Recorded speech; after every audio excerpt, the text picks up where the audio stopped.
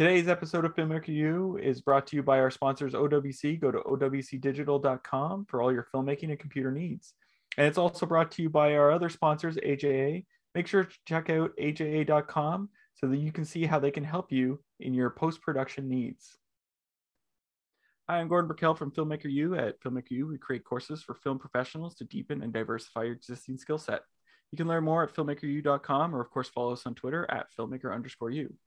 Every week we interview a film professional to discuss their work, and this week I'm joined by editor William Goldenberg, whose work includes The Imitation Game, Zero Dark 30, Argo, Heat, and Pleasantville, just to name a few. Welcome to the show, William. Thanks for having me. I think I have to ask the most important question, which is, do you think National Treasure 3 will come out? Because I've been waiting for so long for that movie. It's so funny you asked that. Well, apparently, John Turteltaub, who directed the first two films, is a parent at the same school that my daughter just graduated from. So I see him quite often. And now that Nick is sort of, gotten acceptable again, I guess, because he's been in this hit movie, The Unbearable Weight of, I can't remember what it's, something talent of a massive talent. Something. Jerry told him that there's a script coming pretty soon. But I've heard that before, so I don't know. Everybody wants to know what's on page 47, from the last movie. But I would love it to happen. I had so much fun on those two movies, and I hope it does. And I love John. We've done 3 films together, so I hope it happens. I know they're doing a TV series right now for National Treasure TV series, which Justin Bartha is in, but I don't know if he's a regular or he's making just an appearance. John's a producer, executive producer on it, but I don't think he even knows that much about it. But I think they're shooting right now. Oh wow. Okay, yeah, I haven't heard about that. Yeah, they it's 2 young kids or younger. I think they're teenagers. I'm not even 100% sure, but I know they're younger, and they're looking for treasure. But so there is a connection, because if Riley is going to be in it, then I assume that there is some connection to the original movies. Because you mentioned it being a lot of fun to make stuff like the National Treasure. Do you want to stop for a sec? Yes. Perfect timing, because we could cut right there. Yeah, I know. You can write between questions. Yeah. Sorry, there's a suction-y thing here that usually is on here like iron. Okay, let's try that. Okay, sorry. So you'd mentioned like National Treasure is a lot of fun. What are you looking for when you're choosing a project? Is it like, and I guess, can you tell if it's going to be a fun one, or how do you tell if it's going to work for you as an editor to work on? Well, with the first National Treasure, I didn't know John. I mean, I knew him a little because Bruce Green is a good friend of mine, used to cut for John. So I knew John a tiny bit. So you don't know, when it's a new person, you don't really know, what it's going to be like. Yeah. But I know it would be fun because John and I have become really good friends. I mean, and now he has 3 kids. I knew him when he had no kids, and his kids go to the same school as my kids, and he doesn't live that far from me, so we see each other. And so by the time we were halfway through the first one, we were having a blast. Yeah, because John's a funny, smart guy, and the films are supposed to be fun, So, I mean, if I do a film like Detroit, even though there's a small amount of fun, it's not fun because the subject matter is so difficult. So when it's like a treasure hunting movie and it's got comedy and the director's a fun guy, it's going to be a fun experience. And also it's like doing the second one, or I've done 3 or 4 of the Transformers movies at this point. There's a built-in audience now, so you feel like a little bit less pressure because people are like want the film, you know what I mean? And as opposed to, it's a new film, like a new subject, and no one knows anything, so it's a little bit bigger of a hill to climb, I think, when you're trying to get an audience. Like when we previewed the second National Treasure, people were so excited. you know, right when they announced they're previewing it's National Treasure 2, because they don't tell the audience what it's going to be. The audience went crazy and the score was huge, and, you know, and it wouldn't have been that without the first one. Yeah. You know, so I don't know, there's a little less pressure. It's fun people. I mean, this movie's going to be fun that I'm on now because I've done 3 films with Ben, and you know, we realized the other day we've known each other for 15 years at this point, and you know, so we have a very easy shorthand, and, you know, he's a fun guy. He's really smart. It's a sort of a fun movie, a fun idea for a movie. So yeah, I mean, sometimes you can tell ahead of time when you know the people and the subject matter is not disturbing, you know. Well, you mentioned that it was like a fun film. Do you think, because I almost feel like films take themselves too seriously these days, like even the Marvel films, even like big ones, like when I look at something like National Treasure, it's like you're going there to have fun, or the same with the Transformers, like, you know, you're going to have fun. I feel like almost like Hollywood's like the films are taking themselves too seriously these days. Do you think that's the case? You know, I know what you mean. I mean, I can't say, I think some films do. But you know, I mean, I think that's probably up to the viewer. You know, I don't want to put down other films for taking that. No, I didn't want you know what I mean? Yeah. But I think sometimes that can happen where, you know, it's like, it's just a movie, you know, you're just trying to entertain people and maybe walk out with a small lesson, you know, or something learned, a lesson learned. But yeah, I think there can be a tendency for films to take themselves too seriously. And I think that, in my opinion, it would probably put audiences off. You know, I'm trying to go through all the Marvel movies, you know, and and think of which ones might take themselves too seriously. But I don't know. I mean, I think occasionally, yes. Yeah. This is a short answer. Now, you worked on Pleasantville. Because that was cut on film back then? Am I correct? No, it was cut on the Lightworks. Okay, so what were some of the challenges with the effects of doing the color back then? Because it wasn't like Avid nowadays where you can just, you know, create the effect in Avid. No, but we couldn't have created that effect in the Avid either. Yeah. Well, you know, I should have cut that film on an Avid, and I didn't know the Avid at the time, and it was, you know, early on in the digital editing days. Because even at that point, you know, with the Avid, you can stack video tracks on top of each other, and then with the Lightworks, you couldn't. Yeah. And it would have been a valuable thing to be able to have, you know, all the stacks of different variations of the shots, different versions of the shots, to have to, you know, go back and look at earlier versions. It would have been a better tool for that movie. But the challenges were, you know, infinite on that film. No one had ever done anything like that before. I mean, there have been colorized films on like the Turner network and stuff like that. So we were basically starting from scratch. How do we do that? I mean, I got hired and they shot a bunch of tests, and they took it from the beginning of the process to the end. And it was like, do we shoot this on black and white stock and then colorize it? Do we shoot it on color stock and then take the color out? Do we shoot some of the movie in black and white and some of the movie in color? Like all the pure black and white scenes, do we shoot them all in black and white? And so we did a ton of tests, and they came out quite bad, actually.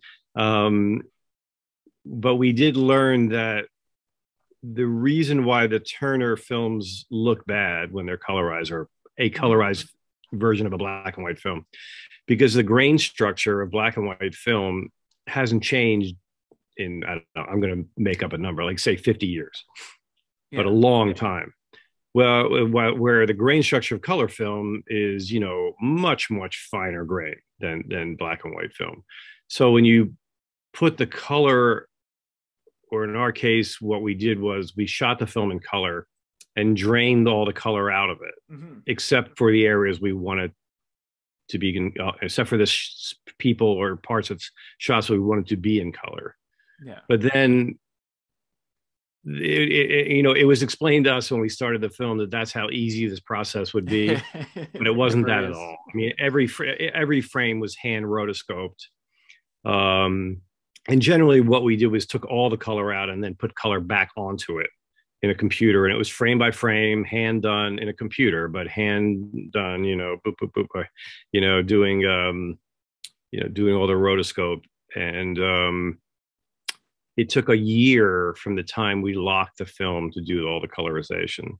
Yeah. And, we would sit on a computer with the colorization guys. We didn't have a real name for their department because no one had ever done it. And Gary Ross and I would sit there and a little more yellow, a little more red, a little more whatever. Maybe that should be this, and maybe because you were almost painting because you're directing the audience's eye around the frame, so you could do anything you wanted color wise. And we didn't. Just because somebody wore a yellow shirt doesn't mean their shirt has to be yellow. We can make any color we wanted. Yeah. So anyway, I'm jumping around, but we showed the test to New Line, who made the movie, and we thought, well, I'm not going to make this movie because it doesn't look that good. Yeah. And they were like, great, let's go, let's do it. And I wish we had the original test somewhere. I don't think anybody does, but from what it was to what it ended up was, I mean, it was like, I can't even, a child's painting to the Mona Lisa, Yeah. I mean, I just remember seeing the finished film in a theater for the first time when it was finally completely done. And it was so beautiful. Yeah. I mean, it came out so great compared to, when we did the test, we called them the mustard people. Yeah. Because everybody kind of had like a mustardy color to them for some reason. No. But, we were sort of inventing the process as we went. Yeah. Like I said, nobody had done it. It was also one of the first digital intermediate films too. I think Oh Brother, How Art Thou had done a digital intermediate. Yeah. And maybe one or two other films, but we were in the first five for sure. Yeah. So that was another whole part of it. Sorry. You were saying that, like, so you were there on the test trying to figure out, like, add more yellow. Was it similar in the films, like as you were cutting and sending it off to the VFX team, like as you were saying, you're guiding the people's eyes, so was that impacting your edit as you were going? So like a little bit, yeah. There were times where for instance, the scene where they paint that big mural, where Jeff Daniels and Tobey Maguire paint that big mural that sort of sets the town ablaze with, controversy. That scene, when it started to be colorized, and then also when we got the music from Randy Newman, the combination of the two, the scene completely changed. So I had to recut that scene in total to make it feel like it went, like not only with the color, I guess, and then also with the music. So that scene for sure changed almost 100% because of both the color and the music. But like I said, we shot the film in color. So the shots in the film that were predominantly color, I left in color. The scenes that were like predominantly black and white, I cut in black and white because I could just turn the color, drain all the color out. And then, just to get a feel for like, okay, this is mostly color, so it's going to feel this way. And then as we went back and forth, I sort of developed a shorthand. You could like any kind of thing, you do it over and over. You sort of get a feeling for what's going to need to hold more or be shorter, a shot shorter or longer because of the fact the audience is going to be like looking at something in color on the left-hand side of the frame, and how long does it take their eye to get to the next shot? And, you sort of you develop a sort of innate sense of how to do it. Now you've worked on so many classic films here. So was there a particular scene or moment in your career that you found really difficult to edit, but you were really pleased with the outcome? Yeah, for sure. I would say the raid in Zero Dark 30, for instance, was incredibly difficult on a million different levels. It was an extraordinary amount of footage. I mean, I think there were 45 hours of film for what ended up being a 30-minute sequence. And it was incredibly dark because the way Catherine shot it and Greg Fraser shot it was they didn't want it to be Hollywood dark. They wanted it to be what it looked like, dark. You know what I mean? So a lot of the footage when I was watching it was incredibly hard to see. I had to be in a room that was pitch black, like black, or else I couldn't see the monitor. In fact, I got this light right here, this little light. I got it specifically for, I'll give you a demo, see it because it had a little red light. Yeah. So I got that so I could see the keyboard. Wow. Because I would literally be fumbling around in the dark trying to find the keyboard. And that it was also incredibly difficult because all the SEAL Team 6 guys were wearing the same uniform with night vision goggles. So how do you tell them apart? And the compound, Bin Laden's compound, was, a lot of white walls and turned into like a maze, so to orient people, like, okay, there were 3 different groups that went in from 3 different places. So how do I orient the audience to know where we are and who we're with? And it was really challenging to figure out a way to do that. And then I think the first cut was 40 minutes long or something. So then how do I then shorten it, because it was obviously too long, and still have it make sense and still have it be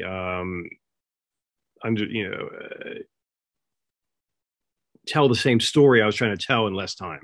We didn't want the film version to be longer than the actual. We wanted the film version to be as long as the actual event, because I believe it was like in somewhere like 35 minutes, the whole thing. Yeah. So we wanted it to be in the world of how long it actually took. Interesting. So that, so we figured out little different ways to orient the audience. We had on the roof of this prayer room in the front of the compound, a sniper posted up on top of it. So we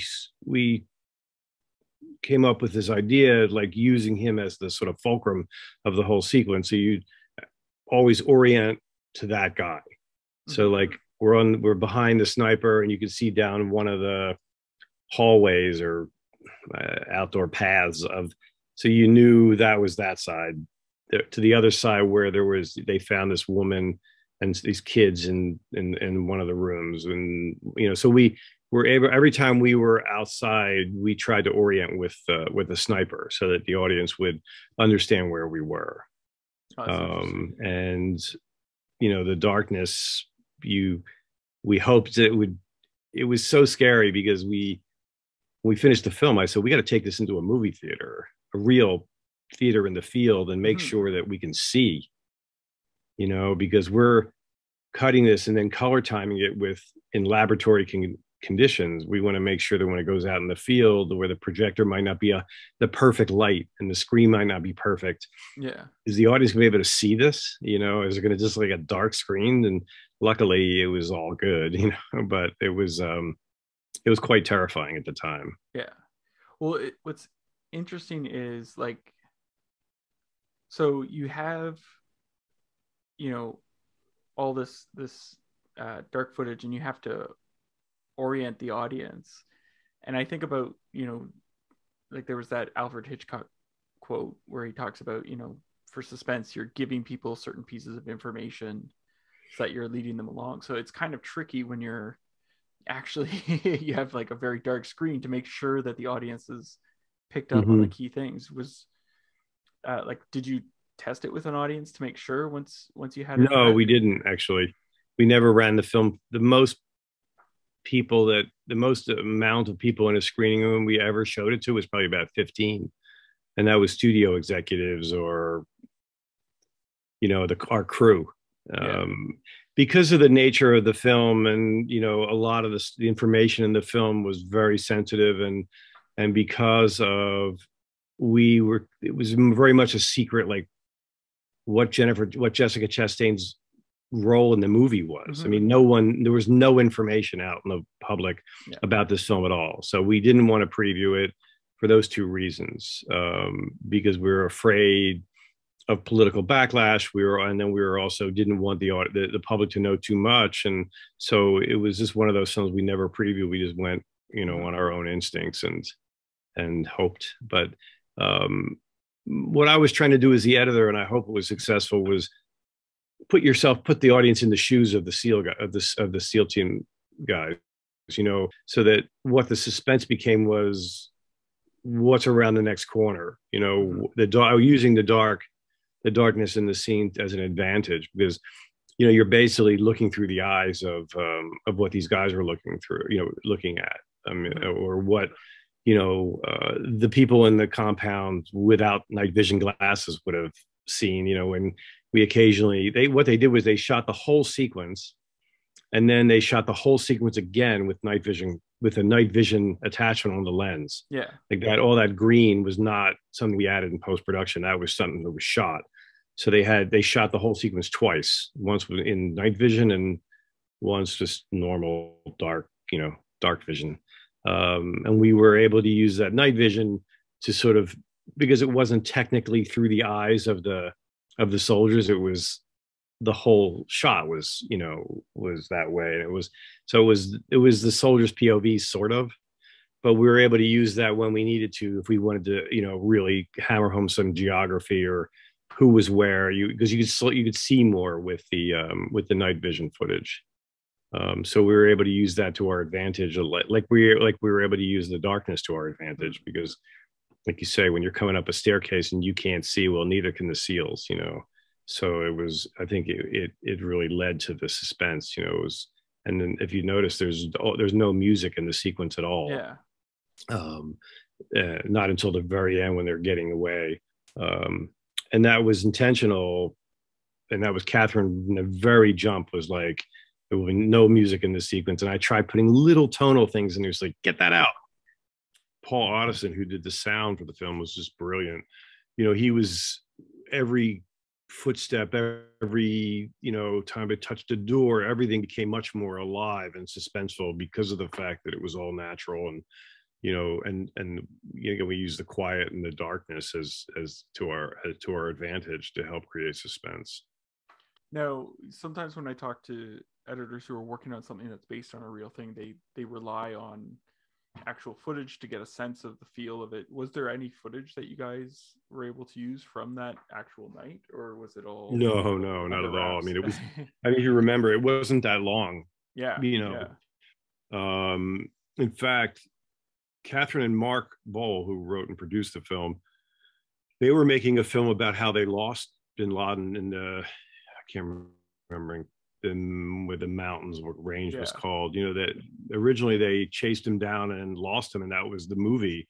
And then while they were writing it, they caught and killed Bin Laden, so they just threw that script out and started again. So and they got certain information from the CIA. I don't know anything about how they got it or how much of it was fed to them as part of a publicity campaign for the CIA, because the CIA has publicity people like movie business, like Hollywood does too.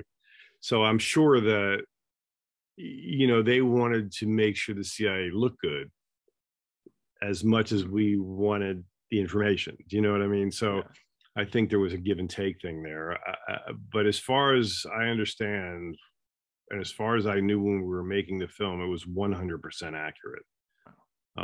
In fact, we knew so little for sure that while we were in post-production, the guy, and he technically is the guy who, what's the actor's name? Blanking on his actor's name. Not Chris Pratt, but the other guy. Okay. Help me.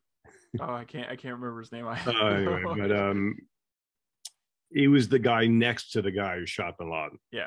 And he wrote a book, the real guy wrote a book called No Easy Day that came out while we were in post-production. And we were terrified because this guy's going to be describing beat by beat what happened in the compound. And we were like, we better be right, because then our whole movie's out the window. And luckily, the information that we had was accurate, and we read the book and, you know, breathed a sigh of relief, because had it been, you know, we were 180 degrees in the opposite direction, I don't know what would have become of the film, quite frankly. It's got to be weird, because you mentioned that the CIA have publicity people. That's got to be a weird dinner conversation at like a party. Like, what do you do? Oh, I'm publicity for CIA. They probably can't say what they did. Yeah, exactly. In fact, I went to a party for my daughter's graduation from high school last Saturday night, and I met one of her friend's grandfathers who was in the NSA, and he's been retired for 40 years, and it was like, the instructions were, don't ask my grandfather any questions about what he did, because he's still not allowed to say. Wow. You know, so I'm sure that anybody who works for the CIA is not allowed to say even know what their job is. Wow. So. Well, I have one last question for you. We've been stuck in this pandemic for 2+ years, and depending on where you are in the world, you're indoors watching streaming services. Is there a show or a movie you've discovered in the last little while that you think people should check out on their streaming services? Yeah, there's this show, and it's not a movie, but I've watched a lot of content. There's a show called The Tunnel, with Stephen Delane, who's actually in Zero Dark 30, coincidentally, who's one of my favorite actors. And it's the opening episode, they find a dead body in the tunnel between France and England, and half his body is on the French side and half his body is on the American side. So it's a combination of, so the French police and the British police have to work together. So Stephen Delane ends up working with this young French woman detective, and who's somewhat on the spectrum. I mean, they don't say that, but she's very sort of cold and singular minded. And it's just a really, really good show that, I mean, I've watched a lot of great shows, Queen's Gambit, but I'm just trying to think of one that no one's heard of. And that one is, no, not at all. Not at all. It's a drama, and it's intense, and there's a lot of characters, a lot of stuff going on, but it's really good. And Stephen Delane is just fantastic, and it examines their personal lives a little bit too, but it's really about how they work together. And it's an excellent acting, an excellent show, and sort of how the two cultures collide too. And then more recently, my daughter turned me on to a show called Our Flag Means Death. Oh, that's a great show. Yeah, which I just finished the first season. They finally announced they're making a second season, which I thought was just incredible. You know, if they didn't make a second season, it would be very upsetting because of the way. No, I mean, it's like one of the most quietly one of the most popular shows that's ever been on HBO. Yeah, but it's fantastic. It's, you know, and actually Matt Mayer, who's in that show, he's one of the crew members, who's the bald-headed guy. Yeah, he's a really good friend of Ben Affleck's. They grew up together, and he played one of the bad guys in Long Kiss Goodnight. Sorry, the last film I did with Ben, and I'm blanking on that too.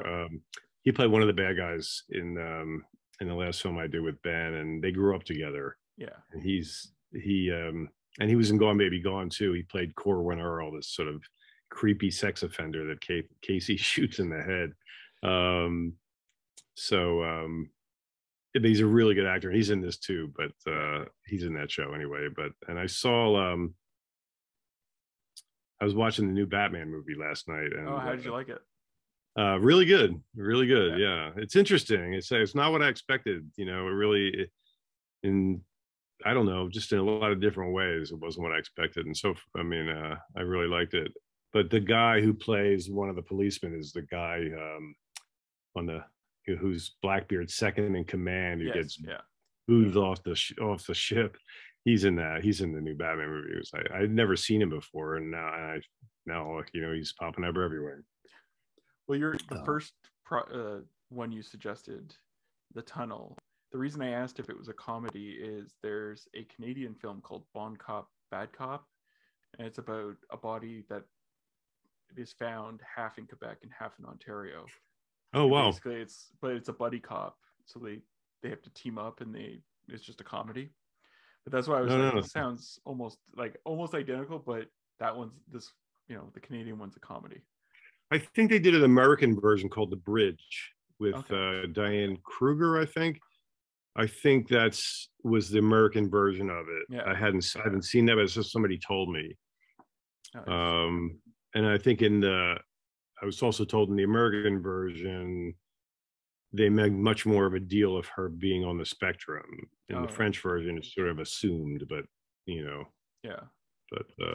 But anyway, I mean, I saw a lot of great stuff over the pandemic. We did a lot of, but I'm just trying to think of something that maybe, if anybody sees this, that it's something that I could turn somebody on to, as opposed to, I know about that. Well, thank you so much for letting me interview you today. No, my pleasure. And that's it for this week, everyone. Make sure to check out filmmakeru.com for all our latest releases. And of course, follow us on Twitter at filmmaker_u. I'm Gordon Burkell. Thanks for watching. Today's episode of Filmmaker U is brought to you by our sponsors, OWC. Go to owcdigital.com for all your filmmaking and computer needs. And it's also brought to you by our other sponsors, AJA. Make sure to check out aja.com so that you can see how they can help you in your post-production needs.